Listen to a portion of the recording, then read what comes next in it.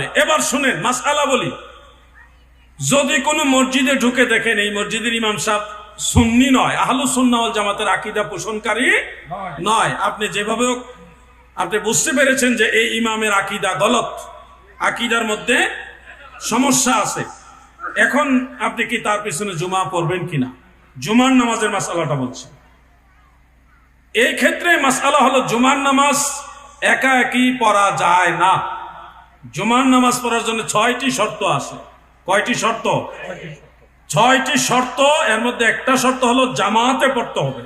একা একা অন্যান্য নামাজ হয়, কিন্তু জুমার নামাজ হয় না। এখন আপনি তো জুমা বাড়িতে গিয়ে একা পড়তে পারবেন না, অলরেডি মসজিদে চলে আসেন। এক্ষেত্রে আপনার জন্য মাসআলা হলো আপনি জুমা পড়বেন, ওনাদের সাথেই পড়বেন, কিন্তু আখির জোহর 4 রাকাত শেষে পড়বেন। আখির জোহর 4 রাকাত শেষে পড়ে নিবেন। সবচেয়ে নিরাপদ হলো আপনি যদি জানেন এই মসজিদের ইমাম ভেজাল, তাহলে এই মসজিদে যাবেন না। যেই মসজিদের ইমাম আহলুস সুন্নাহ ওয়াল জামাতের আকীদার, একটু দূরে হইলেও ওখানে গিয়ে নামাজ পড়বেন। আর যদি ভুলক্রমে অজান্তে যদি কোনো মসজিদে ঢুকে যান, সেক্ষেত্রে নামাজ পড়বেন, কিন্তু 4 রাকাত নামাজ পড়বেন আখির জোহর। এটা কখন পড়বেন? বাদাল জুমা যখন শেষ, এরপরে আপনি 4 রাকাত পড়বেন, নফল পড়বেন না, 4 রাকাত আখির জোহর পড়বেন। এটা হলো ওই যে আপনি ইমাম যদি ভেজাল হয় নামাজ তো হয় না। ইমাম ভেজাল হইলে কি নামাজ হয় না? তাহলে আপনার নামাজটাই তো বাদ হওয়ার চেয়ে আপনার জোহরের নামাজটা আদায় হওয়া তো ভালো। ওই জোহরের রিপ্রেজেন্টেটিভ হিসেবে আপনি এখন আখিরি জোহর 4 রাকাত পড়ে নেবেন। মাসআলাটা কি বুঝতে পারছেন আপনারা?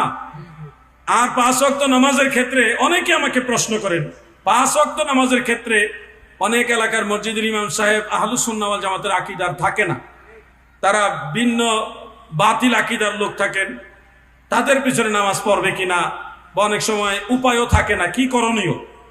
সেক্ষেত্রে আলা হযরত আজিমুল বারাকাত ইমাম আহমদ রেজা খান ফাজিল বেরলভী রহমতুল্লাহ আলাইহি আমাদেরকে এই মাসআলা সুন্দরভাবে শিক্ষা দিয়েছেন।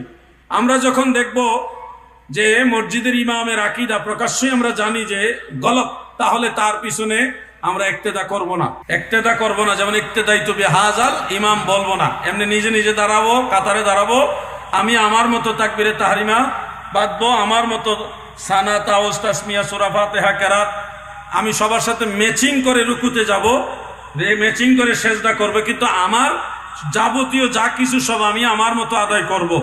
এটা এই একটা কারণেই করবেন যে ফিতনা যেন না হয়, সমাজে যেন ফিতনা সৃষ্টি না হয়। আপনি যদি ওই অবস্থায় মসজিদ থেকে বের হয়ে আসেন, তাহলে সমাজের মধ্যে একটা ফিতনা তৈরি হবে, আপনার চলার পথ সংকুচিত হবে, সমস্যার সম্মুখীন হবেন। এই জন্য ফিতনা থেকে বাঁচার জন্য এই হিকমত অবলম্বন করবেন।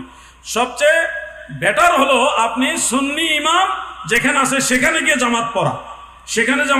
যদি এমনটা হয়ে যায় যে মসজিদে একটু দেরিতে গেলেন, গিয়ে দেখলেন যে 3-4 জন আছেন, 3-4 জন মিলা আপনারা শেষে আলাদা একটা জামাত করে নেবেন, বা নিজের আয়ত্তের ভিতরে একটা ছোট্ট পাঞ্জেখানা জামাত প্রতিষ্ঠা করে নেবেন। এগুলি হলো প্রেক্ষাপট অনুযায়ী সিদ্ধান্ত।